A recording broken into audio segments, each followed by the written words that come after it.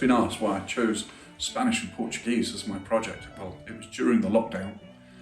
I thought, I've always wanted to do Portuguese to add to my British Peninsular collection. But then we brought out some lovely Spaniards as well in our lovely Warlord resin. So I actually started with a box of Spanish. And as you can see, it's sort of grown a bit to 6 battalions now of the line infantry. And then had to add some guerrillas onto that, which is from our metal ranges, which we'll have a look at in a minute. And then I swapped round because I got tired of painting white, and got the pork and beans, as the British used to call the Portuguese, very cheekily. But they were our oldest allies, the Portuguese, and still are our oldest allies. When they were reorganised by the British, and so the British way of manoeuvring and firing, they became excellent soldiers. And by the end of the Peninsular War, when they were marching over the Pyrenees to take it to the French, Wellington, here he is on my table down here, he described them, his fighting cocks, he described them, every bit as good as the average redcoat. Wellington did try to stiffen the brigades by having a British brigade put in with the Portuguese brigade, but they really were the equals of anybody. And the Spanish, well, they had a bit more of a troubled time. They were a very poor country by that time. And as Dr. Charles Esdale will tell you, who's an absolute genius on writing about these Napoleonic wars, he kind of says they kept losing because they never really won. They never got on a winning streak. They won the Battle of Baylen against the French, which is a good victory. But after that, they just repeated defeats, unfortunately. Sometimes they fought well, but more often than not, they were defeated easily by the French, who certainly didn't fear them on the actual field of battle.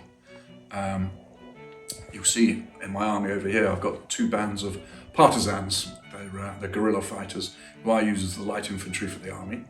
And they were vicious blighters whom the French did fear, that's for sure. So I started putting the armies together. They're very colourful. The Spanish can be in white, which makes them easy targets for your spray cans. Just spray them all white, and it means your tunic's done, your trousers are done, and so you can get a unit of 24 painted.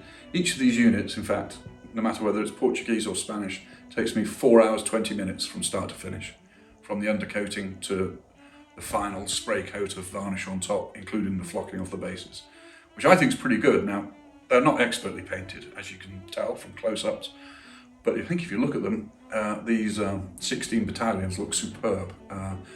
The printed flags that we put in there really make them pop, and I'm really proud of these 2 armies, and once combined with my redcoats, they're going to be invincible. So what's next, I hear you ask? Now you've turned the camera on again.